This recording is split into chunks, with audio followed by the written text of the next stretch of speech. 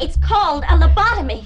It's that nice young doctor's specialty. He bores holes into the skull and operates on the brain. Dr. Walter Freeman, known as the Icepick surgeon, would become infamous for performing up to 25 lobotomies in a single day.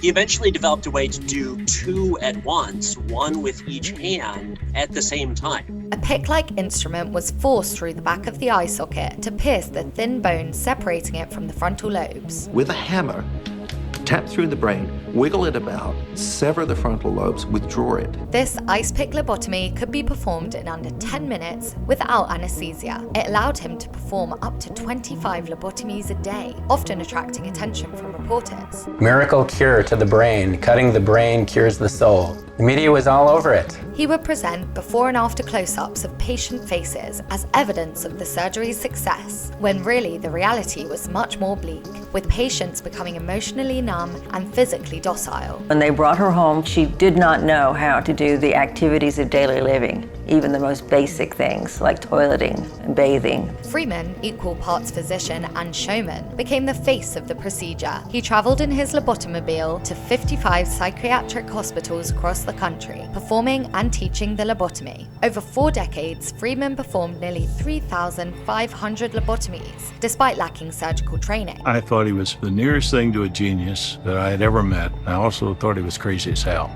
Freeman performed the first lobotomy in the United States in 1936. He wanted to solve the problem of psychiatry, and he wanted to do it fast. Initially, he conducted lobotomies as full-scale surgeries involving neurosurgeons. However, driven by his ambition to clear mental asylums quickly, he devised a more efficient method using an ice pick from his kitchen drawer. Freeman traveled, touring hospitals and mental institutions across the country with his ice pick and hammer. He performed ice pick lobotomies for various conditions, even headaches, with cases of him performing the procedure preventatively. Freeman recommended a front-lobar lobotomy in order to change my behavior.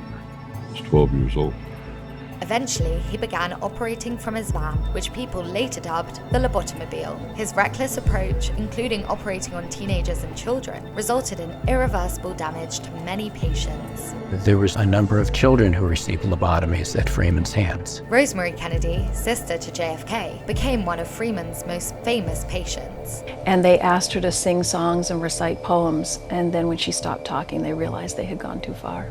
Her lobotomy, sought by her father to control her behavior, left her with severe impairments from which she never recovered. It left her incapacitated, unable to speak, unable to walk. Freeman eventually retired the Lobotomobile and opened a private practice in California, never losing his license to practice medicine. Freeman continued to advocate for lobotomies, insisting they were the most humane approach. The lobotomy eventually faced criticism from the medical community, leading to its ban in several countries by the 1970s.